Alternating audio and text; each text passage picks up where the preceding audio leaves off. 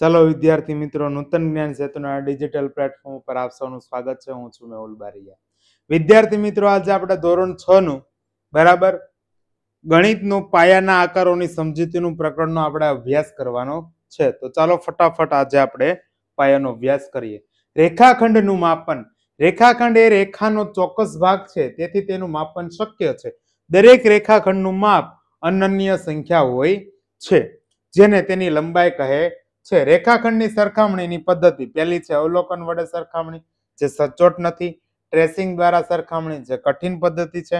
માપપટ્ટી અને દ્વિભાજક વડે સરખામણી, જે સૌથી સચોટ પદ્ધતિ છે. બરાબર. ચલો, જો કોઈ રેખાખંડ AB પર દ્વિભાજકનો ઉપયોગ કરવા માટે માપપટ્ટી પર 0 થી 5.8 સેન્ટીમીટર સુધી અંકન થાય તો તેની લંબાઈ કેટલી છે? તો કે જેટલું અંકન થાય એટલી જ એની લંબાઈ હોય છે. ઓકે, તો આગળ આપણે આ જોવાની કાંઈ જરૂર છે નહીં. માત્ર નિરીક્ષણ કરીને રેખાખંડની સરખામણી કરવામાં કયો ગેરલાભ થાય છે? નિરીક્ષણ કરીને સરખામણી એની કરો તો આપણને પ્રોપર એટલે કે ચોક્કસ એનું માપ મળતું નથી. બરાબર. ચલો આગળ જોઈએ. એક રેખાખંડ AB દોરો, તેના પર A અને B વચ્ચે કોઈ બિંદુ C દર્શાવો, જે AB બરાબર 8 સેન્ટીમીટર હોય, BC બરાબર 3 સેન્ટીમીટર હોય, તો AC ની લંબાઈ કેટલી હશે? હવે જો અહીંયા તમને કીધેલું છે શું? તો કે આ રેખાખંડ AB દોરો. મેં અહીંયા દોરેલો છે રેખાખંડ A અને B. ઓકે વિદ્યાર્થી મિત્રો, ચલો તેના પર A અને B વચ્ચે કોઈ બિંદુ C છે. ચલો C, AB 8 ને BC કેટલા છે? 3. તો હું અહીંયા લઉં છું આ C બિંદુ અહીંયા. તો આ 3 છે, તો આખું કેટલું છે? AB 8. તો આટલું કેટલું હોય? AC 5 હોય. તો જ આખું સરવાળો કરો તો 5 ને 3 8 થઈ ગયો. બરાબર. તો તમને AB મળી ગયું. ઓકે, તો AC ની લંબાઈ કેટલી છે? તો કે AC ની લંબાઈ 5 સેન્ટીમીટર છે. ઓકે વિદ્યાર્થી મિત્રો, ચલો આગળ જોઈએ આપણે.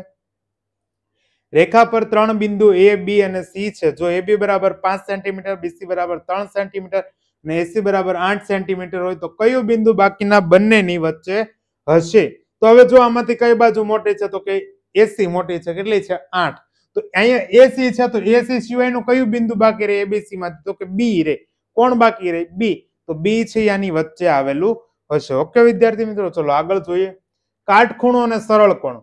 ખૂણાને પરિભ્રમણના ભાગ તરીકે સમજી શકાય. એક પૂર્ણ આંટો એટલે કે એક પરિભ્રમણ એટલે કે એક ચક્ર કહેવાય. બરાબર. ખૂણાના પ્રકાર પરિભ્રમણના આધારે કાટખૂણો તો પૂર્ણ આંટાનો કેટલામો? ચોથો ભાગ થાય. કેટલો થાય? ચોથો.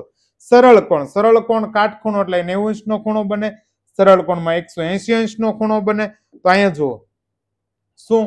તો કે 360. બરાબર. ચોથો ભાગ. ચોથો ભાગ એટલે કેટલા થાય? 90. બરાબર. ખ્યાલ આવે છે? એટલે 1/4. હવે સરળ કોણ. સરળ કોણ એટલે કોણ? 180. તો 360 એને ભાગ્યા 2 કરો એટલે કેટલા થયા? 180. તો આ અડધું પરિભ્રમણ થયું એટલે કે અડધો આંટો પૂર્ણ થયો. સંપૂર્ણ કોણ. સંપૂર્ણ કોણ એટલે શું થાય? સંપૂર્ણ કોણ એટલે સંપૂર્ણ આંટાનો એક ભાગ 360. બરાબર. અને સંપૂર્ણ ખૂણો કહેવાય છે. ઓકે, ખ્યાલ આવે છે? ચલો આગળ જોઈએ. ઘડિયાળનો કાંટો 12 વાગ્યાથી શરૂ કરીને ઘડિયાળની દિશામાં 9 પર પહોંચે તો કેટલું પરિભ્રમણ થયું હશે? હવે અહીંયા જો ઘડિયાળનો કાંટો ક્યાંથી શરૂ કરીને? તો કે 12 પરથી. અહીંયા હું દોરું છું. આ ઘડિયાળ છે. 12, 6, 3 અને 9. માનો કે અહીંયા પહોંચે છે, અહીંથી શરૂ કરીને. આ મિનિટ કાંટો છે અને આ કલાક કાંટો. તો કેટલા ભાગ છે? 1, 2, 4, 5, 7, 8. આપણે ગણીએ. 1, 2, 3, 4, 5, 6, 7, 8 ને 9. 9 ભાગ પૂરા થયા. ટોટલ કેટલા ભાગ છે? 12. તો આ 9 છે ને શું લખી શકું? 3 તેરી 9 ને 3 ચોક 12 આવું લખી શકું. 3 ઉડી ગયા. તો કેટલો ભાગ મળ્યો મને? 3/4 મળ્યો. ઓકે વિદ્યાર્થી મિત્રો, ચલો આગળ જોઈએ આપણે. ઘડિયાળનો કલાક કાંટો નીચેના સમય પ્રમાણે ઘડિયાળની દિશામાં ફરે તો તે કેટલું પરિભ્રમણ પૂર્ણ કરશે? 4 થી 7. નમસ્કાર વિદ્યાર્થી મિત્રો, આગળ વધીએ પહેલા ફટાફટ આપણી ચેનલ પર જેટલા પણ બાળકો આ વિડીયો જોઈ રહ્યા છે એમાંથી હજુ સુધી 24% બાળકોએ ચેનલ સબસ્ક્રાઇબ કરી છે. 75.9% જેટલા બાળકોને હજી ચેનલ સબસ્ક્રાઇબ કરવાની બાકી છે, તો ફટાફટ ચેનલને સબસ્ક્રાઇબ કરી દો.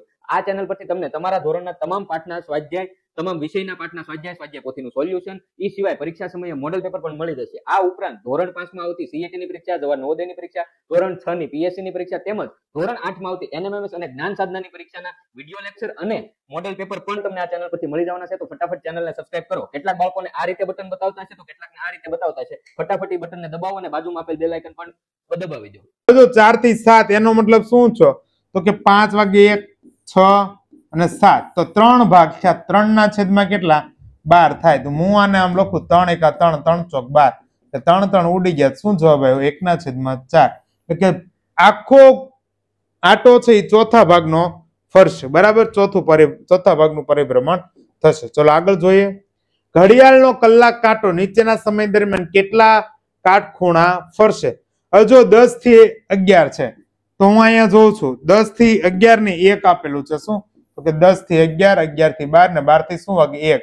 તો આ પહેલો ભાગ, આ બીજો ભાગ અને આ ત્રીજો ભાગ, 3 ભાગ થયા. બરાબર, તો 360 3 ભાગ થયા. તો એક ભાગમાં 30 અંશ હોય. કેટલા હોય? 30 અંશ હોય.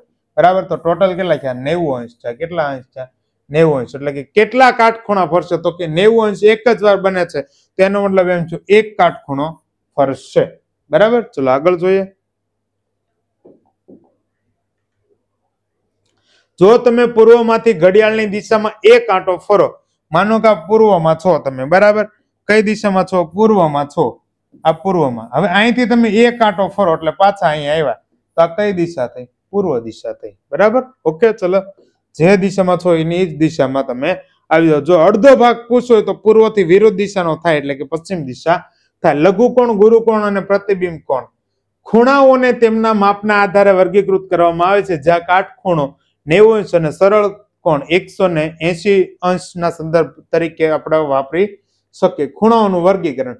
લઘુકોણ કોને કહેવાય? તો કે જે ખૂણાનું માપ 90 અંશ કરતા ઓછું હોય એને લઘુકોણ કહેવાય. કાટકોણ તો કે જે ખૂણાનું માપ 90 અંશ હોય એને કાટકોણ. ગુરુકોણ કોને કહેવાય? તો કે જે ખૂણાનું માપ 90 અંશ કરતા મોટું હોય એને ગુરુકોણ કહેવાય. સરળ કોણ કોને કહેવાય? તો કે જે ખૂણાનું માપ 180 અંશ હોય એને સરળ કોણ કહેવાય.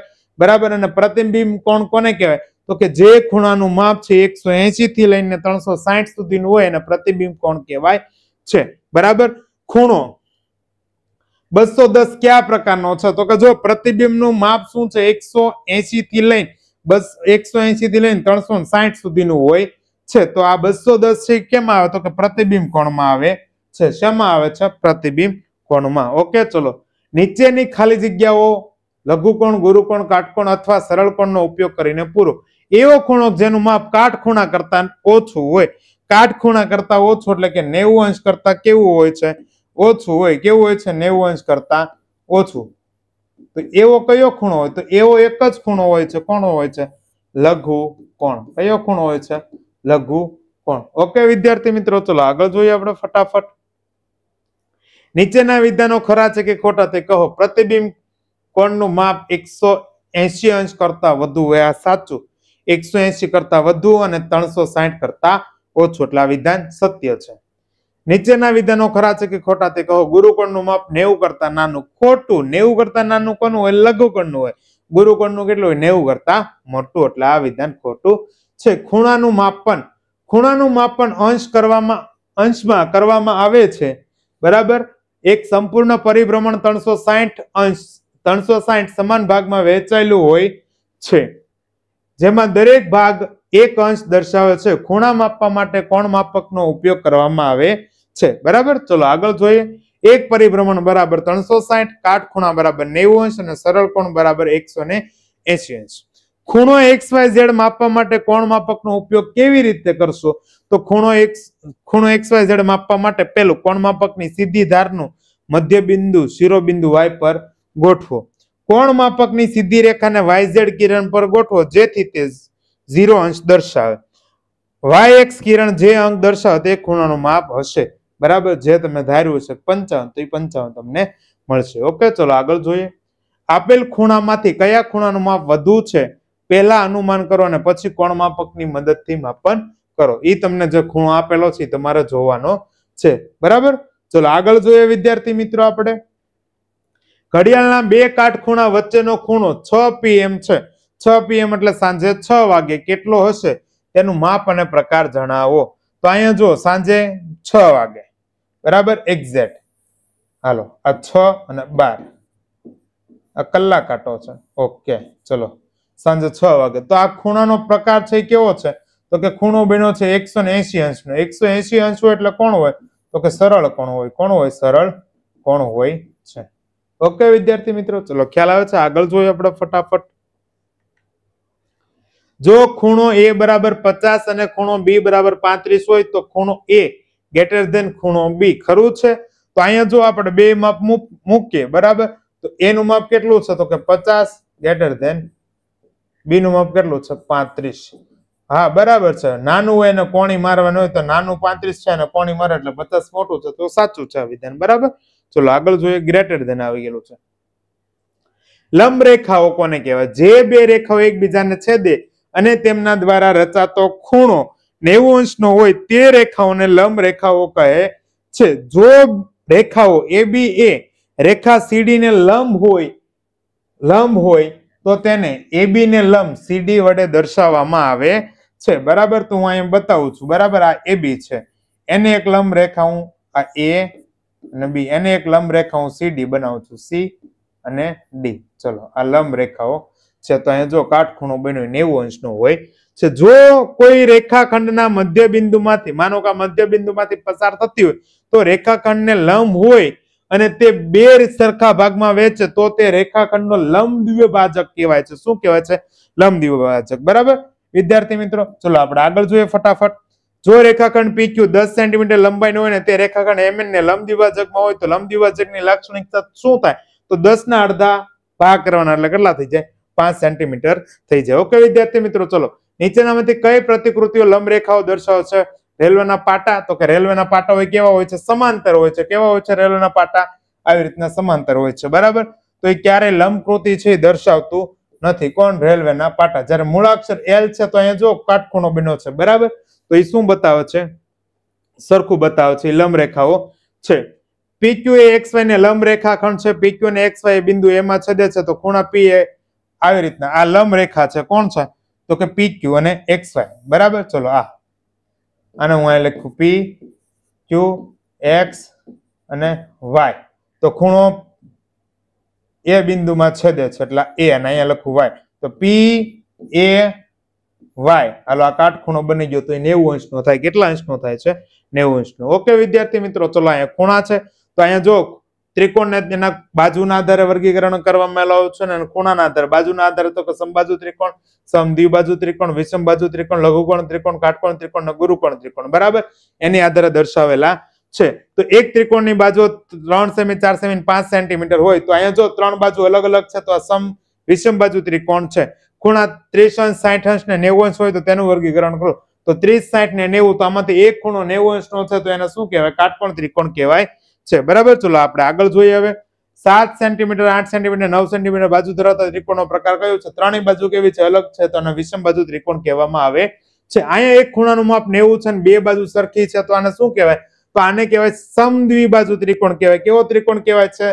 સમદ્વિબાજુ. બાજુ કાટકોણ ત્રિકોણ. બરાબર. કેવો? કાટકોણ ત્રિકોણ. ઓકે વિદ્યાર્થી મિત્રો, ખ્યાલ આવે છે? ચલો ફટાફટ આપણે આગળ જોઈએ. ત્રિકોણ LMN માં ખૂણો L બરાબર 30 ને M બરાબર 70 તો L બરાબર N બરાબર 80 હોય તો કયા પ્રકારનો છે? તો કે 90 કરતા બધા ખૂણા કેવા છે? નાના છે તો લઘુકોણ ત્રિકોણ હોય. કેવો ત્રિકોણ હોય?